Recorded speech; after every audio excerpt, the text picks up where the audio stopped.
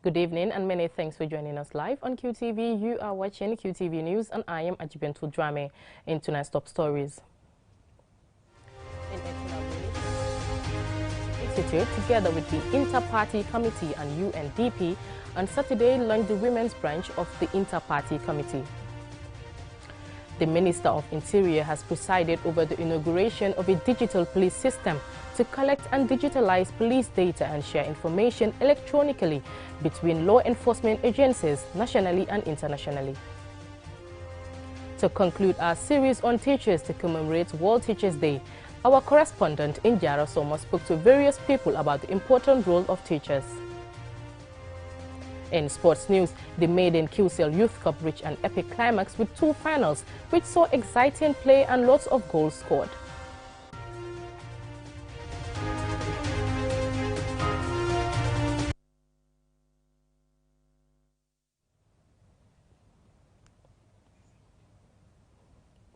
Those were our main headlines. Now the news in detail.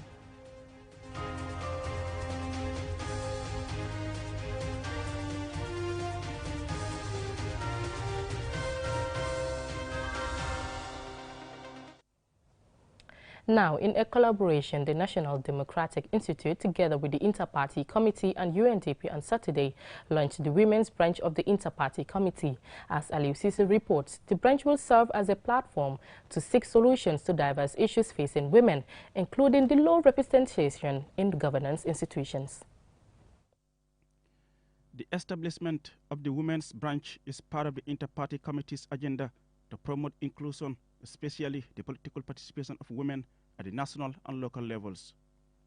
The branch will further support peaceful political engagements during electoral cycles, undertake outreach sessions to raise awareness of women's rights and responsibilities, serve as a springboard to influence party policies and leadership selection, and monitor the implementation of political parties' gender policies, among other objectives. Musa Amul-Nyasi, co-chairperson of the Inter-Party Committee, sees the launch as an historic event in the country's political history. The Inter-Party Committee recommended the establishment of the Women's Branch. He is hopeful that with the creation of the body and through its activities, there should be at least 30% women's representation in the National Assembly and local government. Currently, women's representation in governance structures is low, with only 4 female parliamentarians and 4 cabinet ministers. Despite some of the achievements, Nyasi shares some of the challenges and limitations of the IPC, which currently depends solely on donor funding for its operations. Yeah, key among the challenges is looking at the office space we occupy right now. It's being funded by the UNDP for 2 years, and the rent will expire by the 15th of April 2022. So should we not have somebody coming to bail us out of that situation, it will seriously derail our activities, because there is need for us to be permanently structured where we are. From experience, when we were asked to leave the first office premises that we were occupying, it has affected a lot of our operations. The Women's Branch comprises 2 permanent representatives of registered political parties. In addition, all parties will have an alternative representative who must be a disabled person. Raymond Esibagbon, NDI's resident country director in the Gambia, saluted the IPC for conceiving the idea to create the Women's Branch, which was preceded by that of the Youth Branch earlier this year. He said it demonstrates the importance of youth and women in our democracy.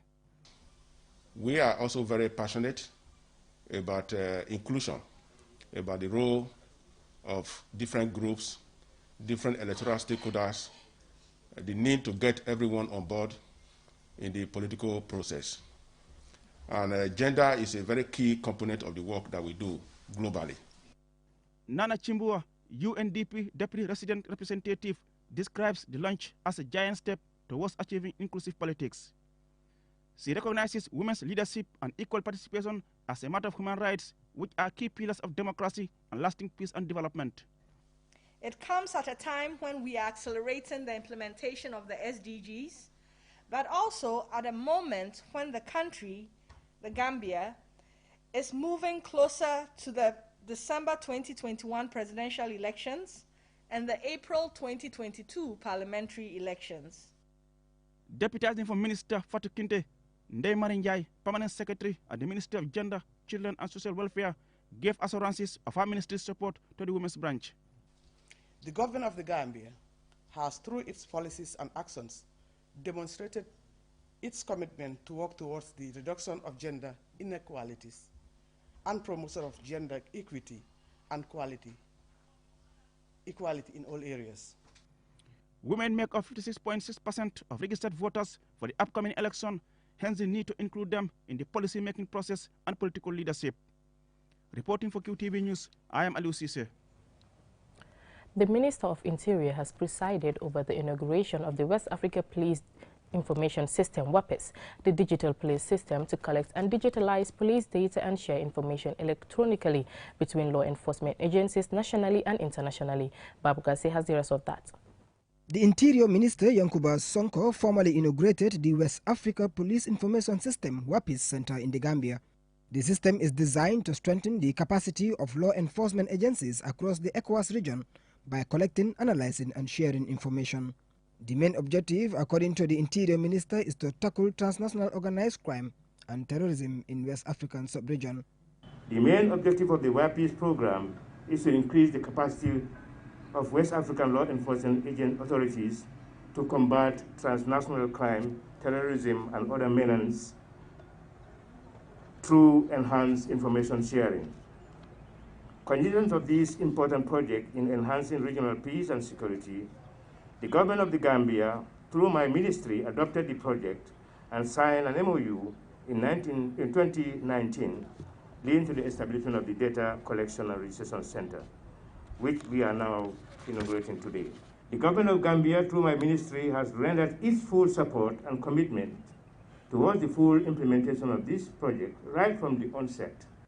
The program is supported by the European Union, and speaking on behalf of the EU, its ambassador, Corrado Pampoloni, said the initiative is a great move in promoting information sharing across the sub-region. I wish to express gratitude to the Gambian authorities who have shown excellent arrangement towards the successful implementation of WAIPS program. We encourage local authorities to take a stand and ensure that this program receives the necessary attention. The WAIPS database can truly help to improve the security situation in the Gambia and should be a priority of the national security strategy. We would like to encourage the authorities to take steps to ensure that personnel trained to use WAIPS remain in post for at least 3 years, make the use of WAIPS mandatory so that it is quickly adopted nationwide, allocate a budget heading for running the DACOR and the WAIPS system by the start of 2022 at the latest. And finally, implement a communication plan in order to cultivate the national buy-in and sustainability of the system. Meanwhile, the Gambia has been identified as the WAIPS regional office for the system, which will be supported by the European Union and implemented by Interpol. Babu Karsi, QTV News. Moving on, teachers play a crucial role in nation building. They not only impact knowledge but help in character building of students. They are the frontliners of the education sector. As we celebrate World Teachers Day on the 5th of October, our regional reporter Bakari Balde spoke to people about the significant role teachers play. Teaching is a noble profession. Teachers do not only guide students in academic, curricular or extracurricular activities. They can also help to save the lives of children to become responsible and productive adults. Osman Jaju, the principal of Somo Upper and Senior Secondary School, tells us about the important role teachers play. As a teacher, we achieve a lot of tremendous achievements in the academic arenas, like it is a day of remembrance of our fellow teachers who passed away, and also the achievements we made, like teaching students which we know that they are even above you yourself as a teacher. You've seen them at higher cadres. Some are doctors now, some are graduates, some are high diploma, some are diplomat, which is a tremendous achievement to us today. Sanabas, who teaches business management and SES, stated that the good work teachers do cannot be overemphasized. He urged his fellow teachers to continue working hard to achieve befitting grades. Teaching is a noble profession, and one will always be proud as a teacher because of what? The fruit of your labor. That is, those students will always be good products tomorrow. The advice to the teachers in general is to continue their hard work. Their efforts will always be realized because we are the nation builders. Alaji Kaur, the manager at Soma Girls Guide Skills Training Center, outlines the benefits of teachers. He says there cannot be meaningful development without teachers. The benefit of a teacher, because teacher inculcates knowledge in our young ones. And without teachers, meaning our young ones are still vulnerable, because the knowledge and skills that they impact in them, those make them to become liability, those make them to be quite important in our society and by extension to their homes. Teachers play a very significant role in our society and our nation at large. Without teachers, there will be no meaningful development, or no government cannot attain any significant development without teachers playing a very key role. Jeneba Jallo, a parent, and Maud Lamin Ba, the head boy of Soma Upper and Senior Secondary School, both complimented teachers for their tireless effort. So teacher la role asiya baba tal mota be banafal. Ni koy ba be fal. Ita banafal. Teachers play many roles in schools. We can't name all. As a parent, I'm very happy with their contributions in schools and society in general. They are contributing a lot towards the development of our children. I would like to thank my teachers we have in here, as they are second parents to us. They do serve us all over in and out of the class, as they serve as second parents to us. They recognize the overwhelming sacrifice and responsibilities of teachers around the world. The United Nations Educational, Scientific, Cultural Organization, UNESCO, declared 5th October as World Teachers Day, to be celebrated annually across the globe. This year's theme, Teachers at the Heart of Education Recovery, is particularly significant as the world tries to return to normality after the coronavirus pandemic interrupted everything, including face-to-face teaching. Reporting for QTV News, I am Bakar Balde. From that story, we will go for a short commercial break. Still to come, we have more stories, to stay tuned.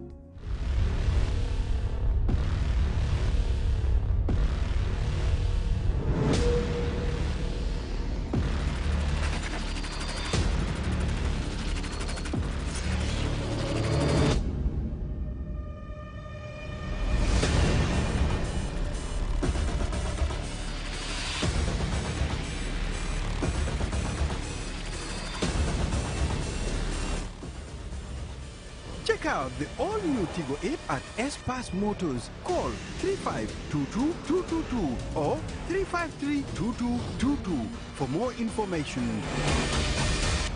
Check.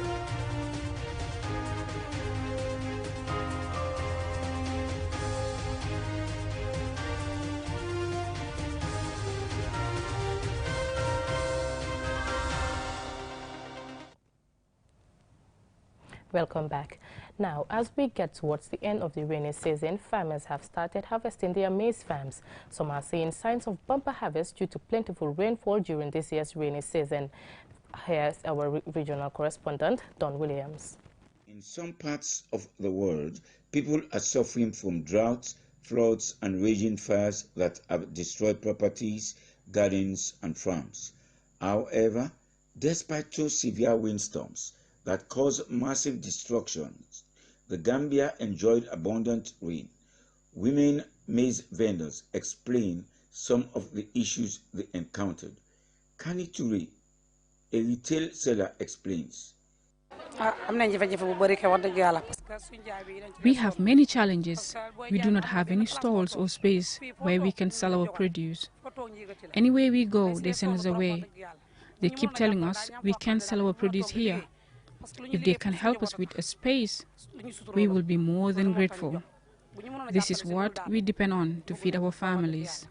Patu Tambedu, another maize seller, tells us why she sells maize and what is involved in the buying and selling of the crop. We struggle to get the maize. When we come here every morning to buy maize, we face a lot of difficulties. It is always expensive, and sometimes men would come and buy everything from the main suppliers. And for us women struggling to make ends meet, we find it very difficult. We really need help. When you buy the maize at a very expensive price, and from the little you earn, you are also forced to pay duties. We really need help. Mariama Sise, a resident of Farafeni, Mauritania, and is a student of Gin Joro Vocational Center, tells the story of how she got into maize selling and the profit she makes. I started last year. I like buying and selling food stuff, and that is why I started this business. Imagine buying a pound of maize at $500 and selling it for $350. Sometimes you are only able to make $250 after buying it for $500. This is very sad. We do not have any problem here, because when we would normally wait until in the evening. If we make any profits, then we give them. Otherwise, they just leave. I was learning hairdressing at Gainjoro School. We have finished the course. Fatou Jame, who lives in Kubanda, had a different story.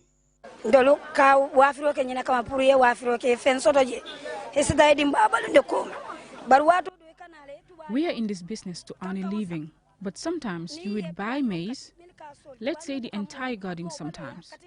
They will give you the immature ones. And to add to our problems, duty officers will come for collection even if you don't have anything. You still have to give them. So we are pleading with government to give us space at the market. The prices of food commodities are also very high. We will appreciate if they come to our aid. Maize is an essential food as it contributes to the health of one's teeth. Almost every home eats either boiled or roasted maize. Reporting for QTV News from Farafeni, I am Don Williams. Now on to sports news.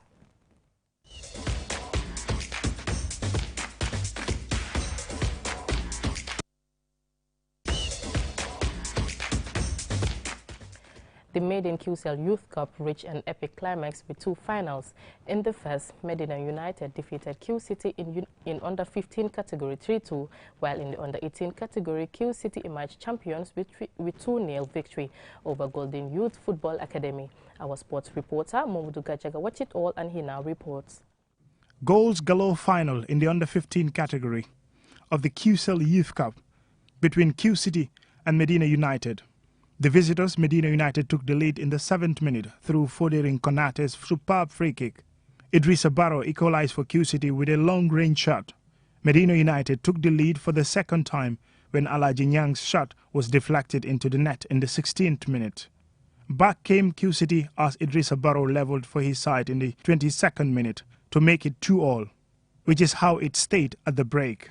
Medina United got the winner in the 59th minute after Fodering Konate's low shot on the right beat the keeper for his second goal of the game, making it 3-2, the final score. Friday's final featured Q City's under-18 side and Golden Youth Football Academy, producing spectacular performances from both teams. Q City's passing style paid off in the 12th minute. Malanding Bojang's cross was nicked into the net by Sek Jao. Malanding Bojang went on to score a second for Q City. Golden Youth came close on several occasions.